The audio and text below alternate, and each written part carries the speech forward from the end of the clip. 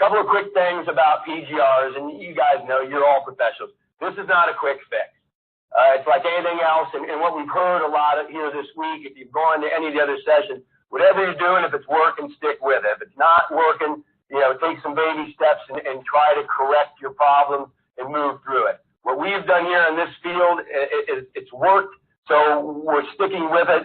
But again, this is not an overnight success. I'm going to show you a lot of things about eradicating POA annua, which is a problem that we've had on our field before this surface and since we got this surface, and it's working incredibly well. Again, it takes patience. We're into year 2 of our program, and I'm excited what year 3 is going to hold. So it's just one of those things that you have to know your field. You have to have good timing. You have to think through it. And what I'm going to try to tell you about here a little today is some rational thinking as you're going about doing this. There is no rubber stamp PGR program or, I believe, fertility program. What's going to work in Pittsburgh might not work in Cincinnati. What works in Minnesota might not work in California. So, again, what I try to do is think rationally and progress through this with that mindset. What we're going to talk about today is using plant growth regulators and what are the risks and what are the rewards.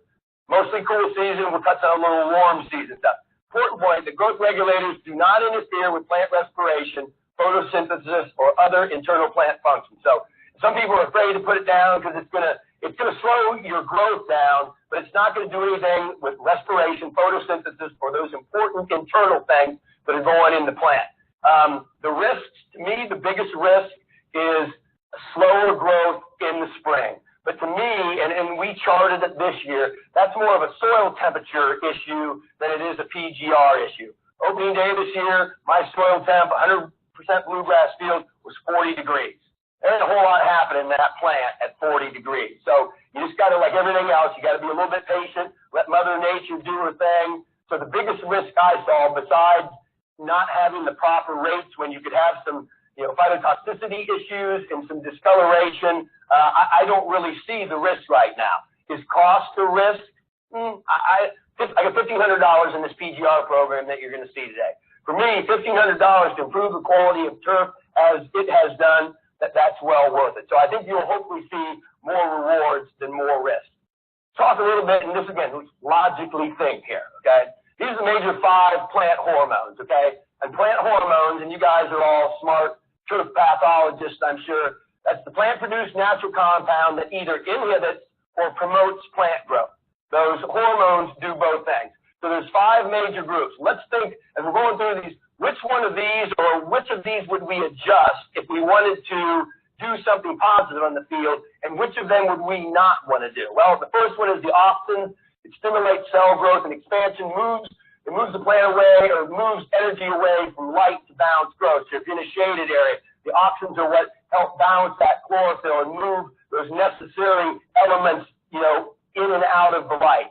The gibberellins, they make the stems longer but by promoting growth between the nodes. What are we talking about there? We're talking about vertical growth. The cytokinins, they foster plant cell division, making new roots and shoots. Hence, we never want to touch those roots and shoots. So I think you can say we're not getting into anything that's going to adjust that. Gibberellins, that's the way we're going. This is citric acid. It alerts the plant that is water stress. It's made in droughted roots and leaves, so it helps fight our drought conditions. I doubt we're messing with that. And then ethylene is the gas that affects seed and fruit ripening. It travels through the air to other plants. That's POA's best friend, and we'll talk a little bit more about that. So those 5 groups of plant hormones work together, coordinating the growth and the development of cells in a plant. What we're going to do with PGRs, we're going to adjust that a little bit. So some of the quick history of plant growth regulators, first seen back in Japan in the 1930s. They had a lot of people in small plots of land, and they needed to grow more rice. And what was happening is most of the rice was going to early seed. They call it the foolish seeding disease. So those Japanese are pretty smart. They came up with some synthetic ways to adjust that just to produce more rice crop.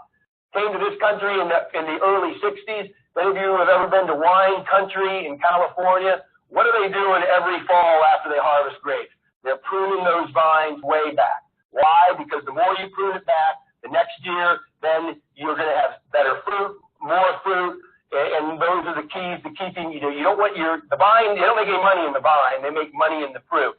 So they were using those on seedless grapes in California to slow down that vine growth, and they found that that increased their fruit production.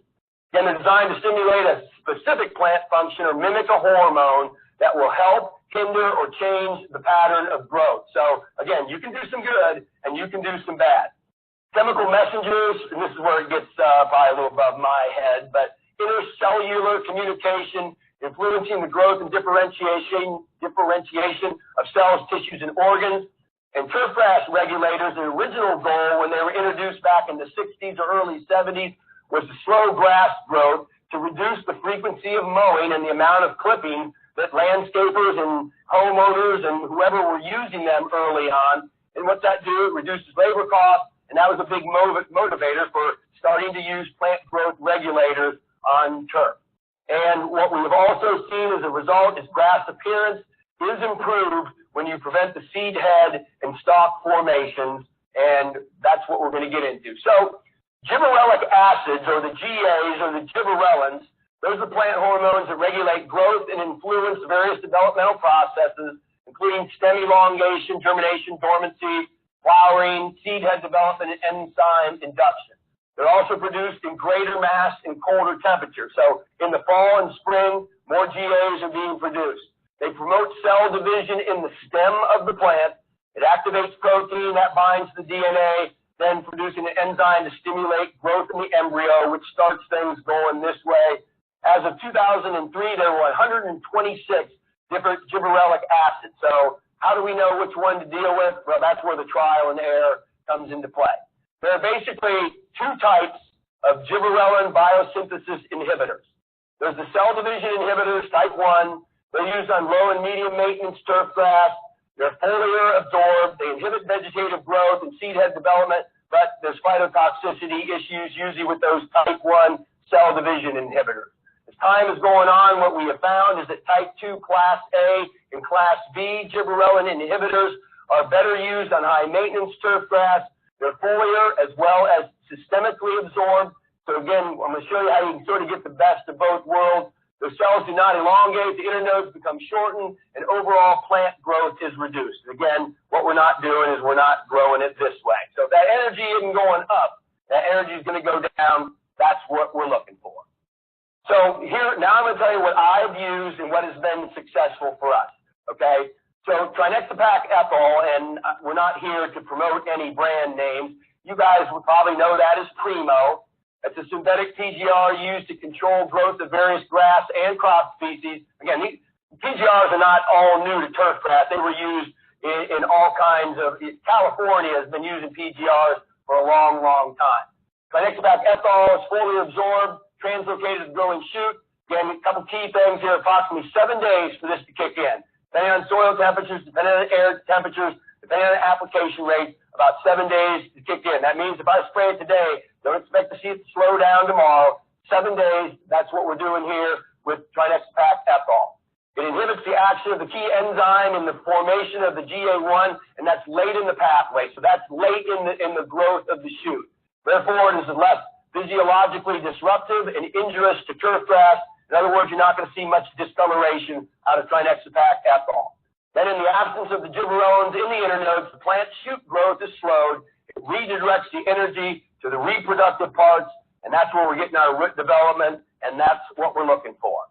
Now, this has been the one that for us has done a tremendous job in reducing our POA annua. PACLOBUTRAZOL, you guys one of the names out there is Trimit. This inhibits the gibberellin biosynthesis early in the pathway because this one is systemic and it's absorbed through the roots. So some phytotoxicity issues are possible. If you're going to use PAC, then I would suggest you start with pretty low rates, and I'll show you my rates, and they're pretty low. This one can take 10 to 14 days to kick in. It inhibits that biosynthesis, reducing intermodal growth to give stouter stems, promoting turf density. It improves resistance to drought stress, promotes development, and this is what we've seen, and it's unbelievable. A darker, greener color in the plant when accompanied by moderate fertility. Now, I'm high fertility. I mean, we're doing everything that we can. We got micros, and our NPK levels are high, and again, it's a sand-based field, so you guys all know what we have to do to spoon feed that. if you're using PGRs and you have low or no fertility, you're probably not going to like the results. But again, in a high fertility professional baseball setting like we have, I'm not concerned with that. But the POA annua, what we have found, it reduces the growth and compatibility, leading to that selective control or over-competing after prolonged use, and it will not control seed head alone. I had a guy a couple years ago play right field. Latino dude, big guy, 6'4", 230, big guy. His feet were about that big. His cleats were about that long. He stood in that same place all season and just back and forth, ground it. I mean, it was almost through the crown, and we could see sand at times. Because just one, you guys know in baseball, what one guy can do at one position is incredible. So what we had weaker turf out there. Used to overseed it in the fall, but during the season, that was the area where we probably had the highest concentration of POA annua. So that seed head starts to spread out there. We had a pretty good concentration of POA annua out in our right field player position area. So after 2016, our first year of plant growth regulators, so that's a pretty good suppression. I'm going to show you some pictures here in a minute. This year, it's probably June, early July, and I'm walking the field like I do most mornings, and, we're picking up firework debris or seeds or doing whatever we all have to do. And I'm walking around the right field, and I'm looking. Oh, it's off. It got out-competed. Because of using PACLOBUTRAZOL and using the Ethafon, I'm going to tell you about in a minute, we knocked down that seed head early in the season, and that in a year and a half program, that dang POA annua just about disappeared. Now, part of the reason it disappeared is because that bluegrass is that healthy, and it just simply out-competed it. So the other third thing that we use, and we only do this in March and early April, is the ethylene inhibitor, Ethafon. You guys probably know this as Proxy. It's a synthetic compound that decomposes into ethylene gas, which in plant metabolism regulates plant growth and fruit and seed ripeness. It is fully absorbed. Long time, 14, 21 days to get maximum performance. In the fruit industry, it's used to either hasten fruit ripeness, like apples, or out in Hawaii, they use it to eliminate fruit so they can get more growth out of their pineapple plant. It needs to be applied. It's important before the seed head appears. You get a flush growth of seed head in April and May, and you're going to go, wow, now I need to get the ethylene. Nah, save it. It's not worth your money. Air temperatures should be higher, 65 and rising, early spring and late fall application. Now, I'd love to say that I stick with that air temperature thing, but my opening day is usually March 4th, 5th, 6th, 7th, April 4th, 5th, 6th, 7th. And my soil temperature is 40. My air temperature is 45.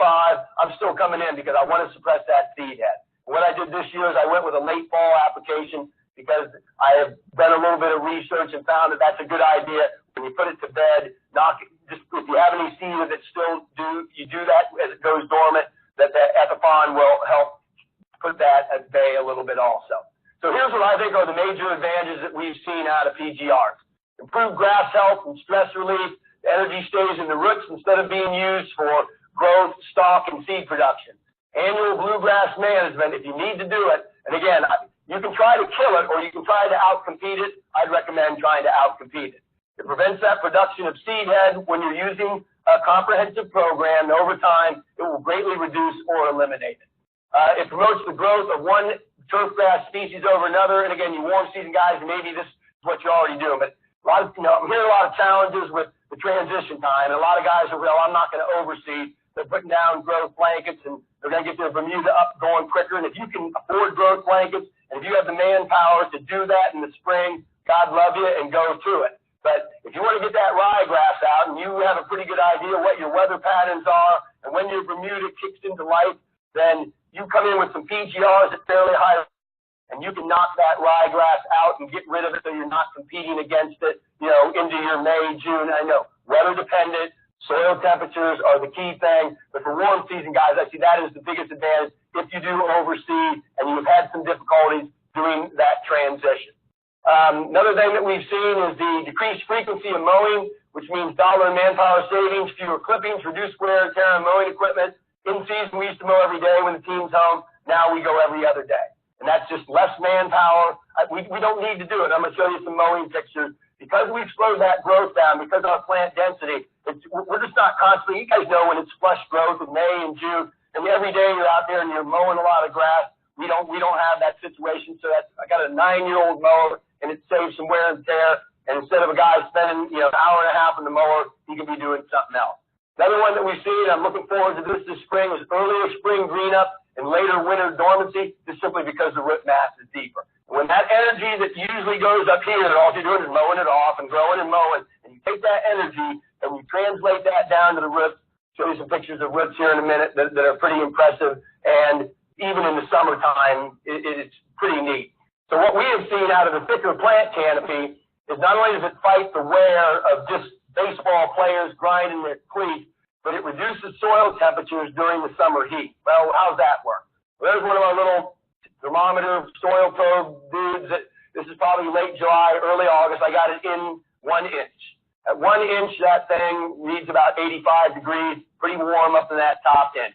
But if I go ahead and push that thing all the way down 5 inches, now I'm only reading at 72 degrees. That means that down there where my root mass is, it's a whole lot cooler. And again, with balanced irrigation, those roots, as they start to come up in summertime, we didn't see that this year. You guys know in July, August, when you start seeing the ball hit the infield or the outfield, and every time it hits, there's a skip of turf.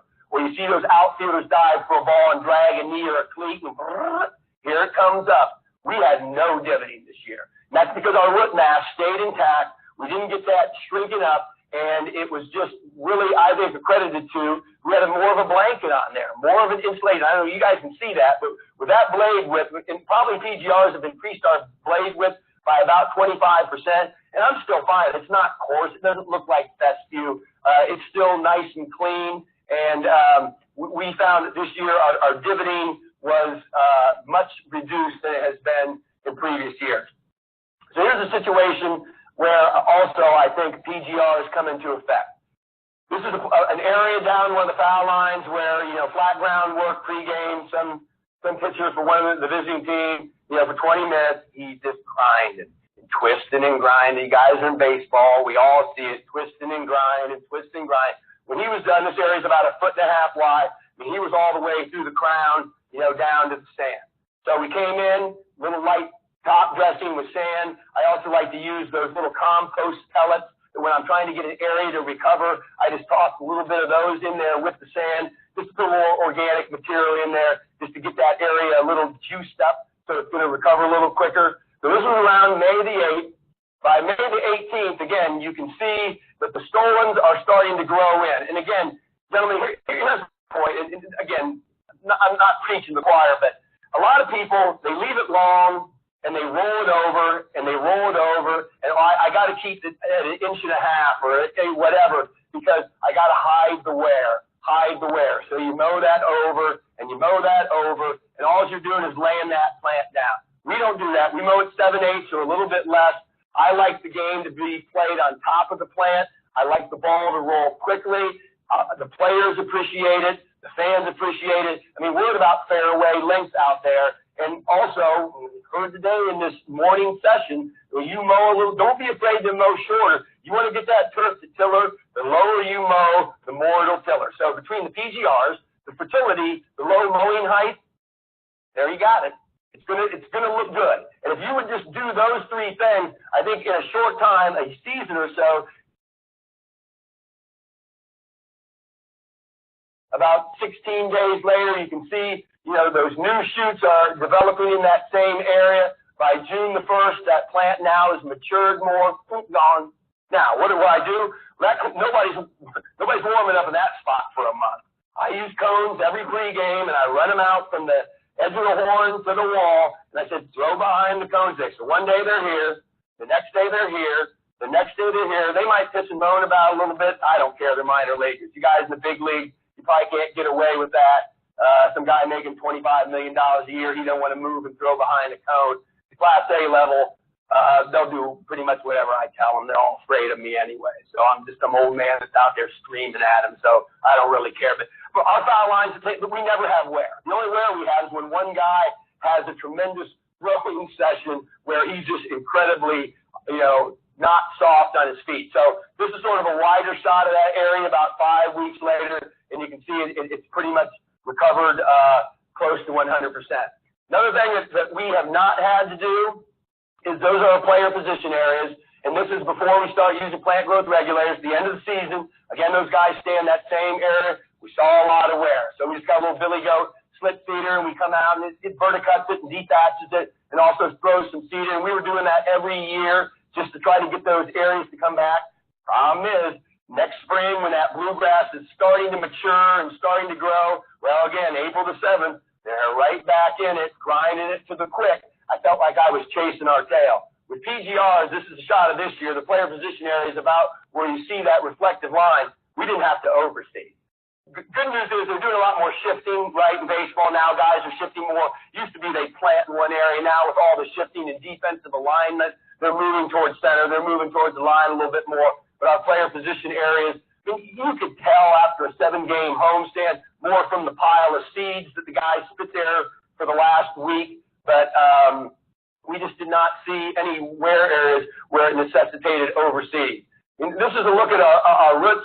And again, went to the one yesterday, talked a lot about layering. And this looks layered. It's really not. That top layer there is our new sand. We changed the quarry that we used to get our sand from, and during installation, that bottom layer, they went out of business. A little less limestone, that top layer. I'm pretty aggressive top dresser, especially in the fall. We lay it pretty heavy.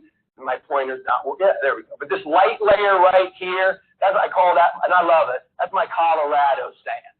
The sand that came on the back of that sod from grass. If you guys have ever been out there, it's an old potato farm, and it's very fine, and it's incredibly pure. There's a lot of quartz in it. So that lighter color right there, I call that my Colorado sand. Every time I have to dig up a head or something, I love to see it in there because it reminds me of my time in the foot of the Rocky Mountains. So our root mass, this is probably late May, early June. Our sprinkler had busted or something. We were just digging out and took a couple pictures of our root mass. And again, pretty pleased with where that is, and, you know, consistent roots moving through, you know, that entire 1.5 profile. And just another shot as I'm holding up in the air.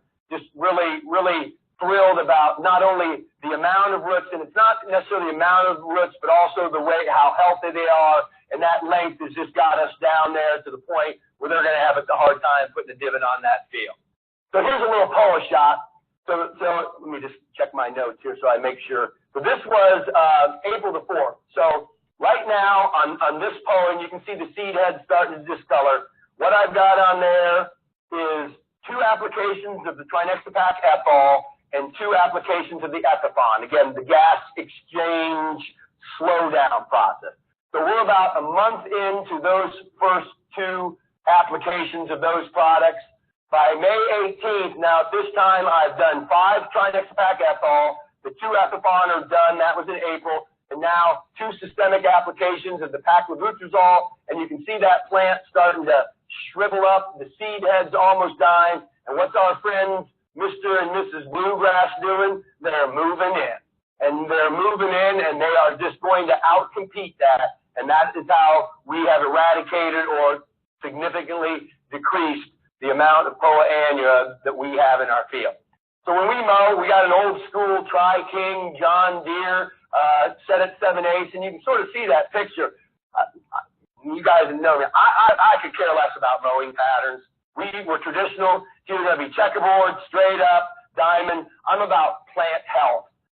The quality of the turf will speak for itself. I don't need to try to fool everybody by having some funky mowing pattern that is going to wow the world. So what we do is we stay with basic mowing patterns, and you can see from this shot, all we're doing, and again, we're mowing every other day, we're just nipping the top of that plant. We're just cleaning that up so that when we're done, it's like a piece of carpet, because there's not a bunch of growth. We're not rolling everything over. We're standing the turf up, and we're mowing it consistently, good sharp bed knives and reels, and trying to maintain that the best we can on an old mower. And the end result is it's good looking.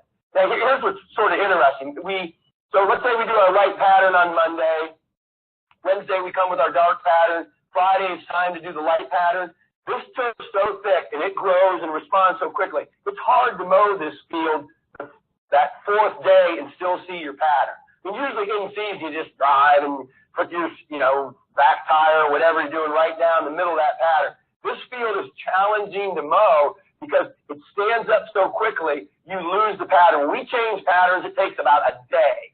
We'll oppo it out, let it grow out maybe one day more, and we're starting a new pattern, and you can hardly even see the old pattern that was there. The other thing, too, and one of the ways I can tell that the PGRs is working, we do the Boy Scout, Girl Scout campovers. We do 4 of those a year. So they come out with their tents, and Mommy and Daddy bring the air mattresses and the sleeping bags and all the stuff. So we'll have about 500 tents spread out here. It used to be that in the morning when they get up and take those tents out, I call them butt marks.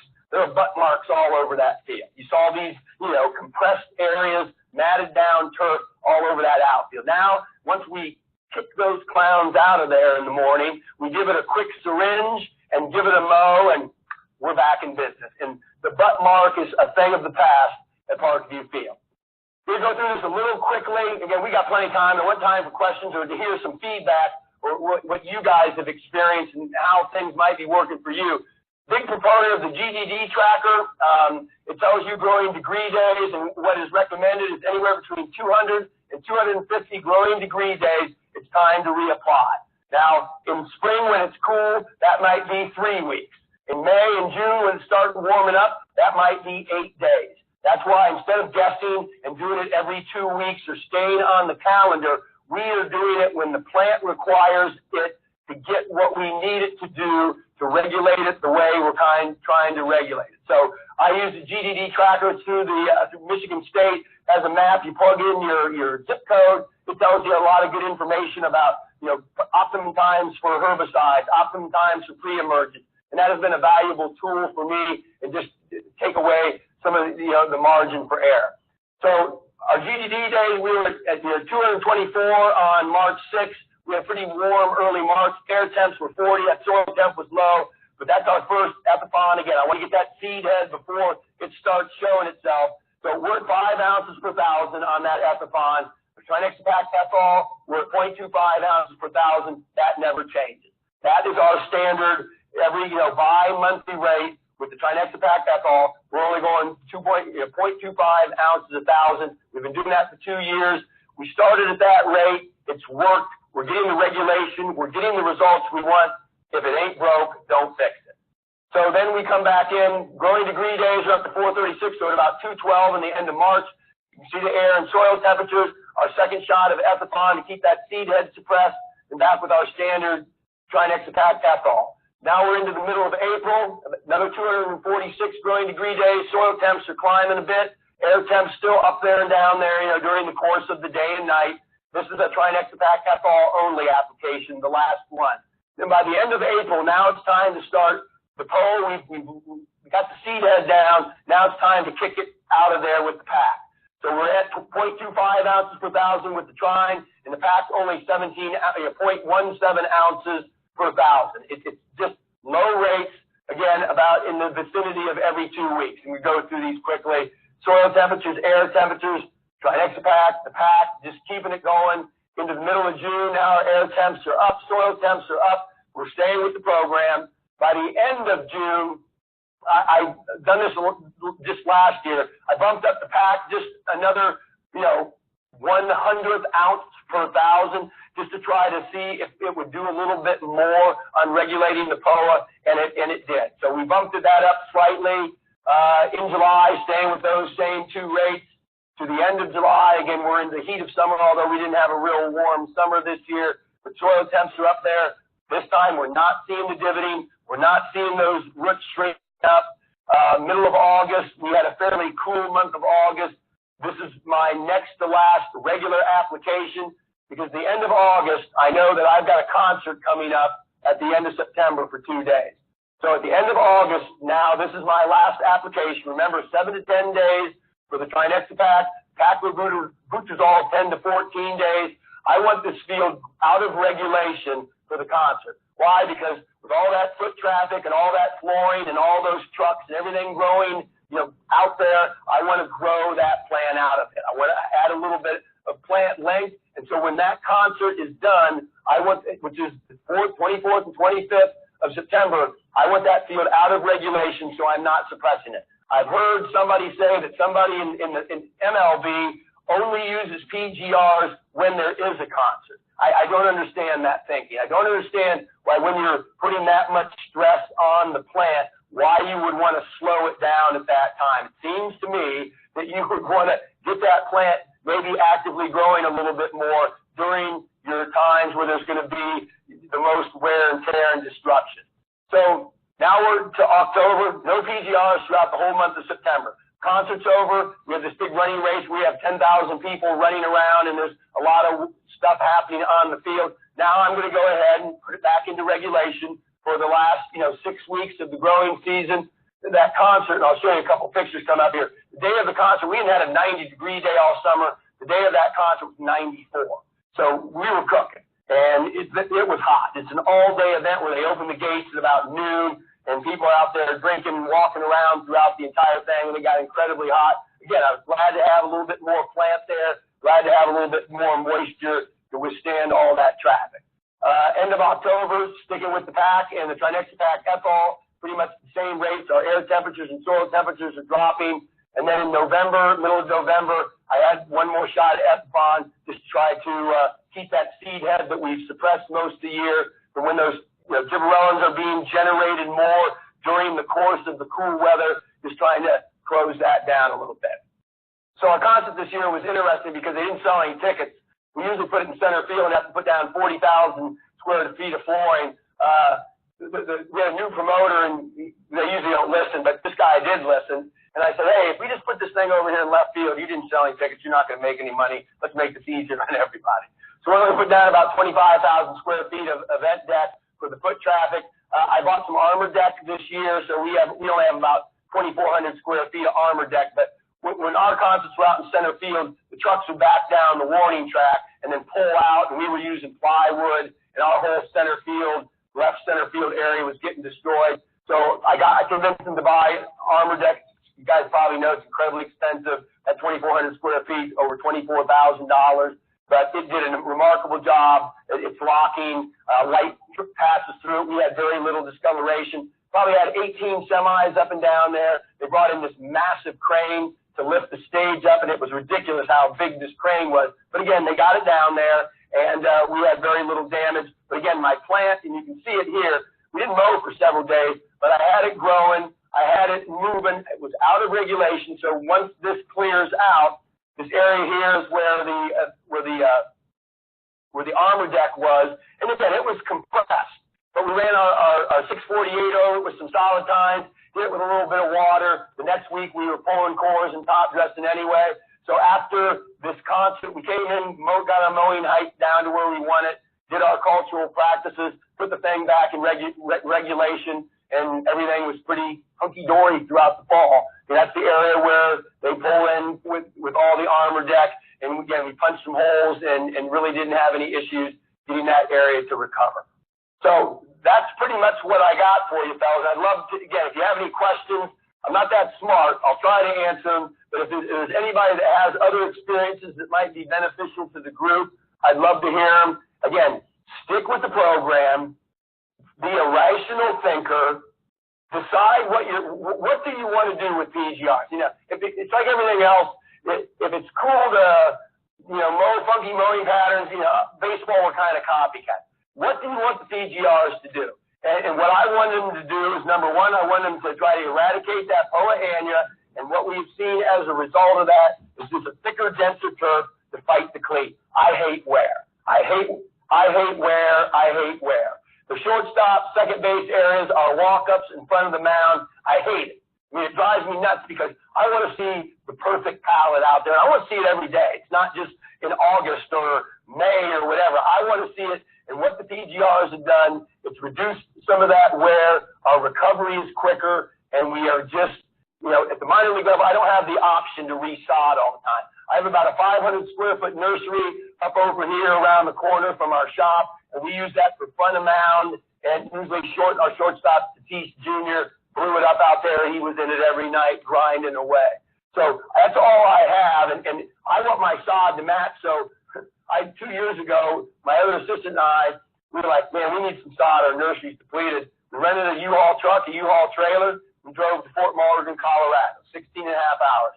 We picked up about 500 square feet of sod, turned around, and drove home. I'm a little nutty like that, but I wanted to put the sod on this field that would match this field, and I'm not willing to compromise with going down the street to Joe's Sod Farm and slapping it on there. I don't believe in replacing turf. I believe in growing turf, and the PGRs have helped us to do that even better.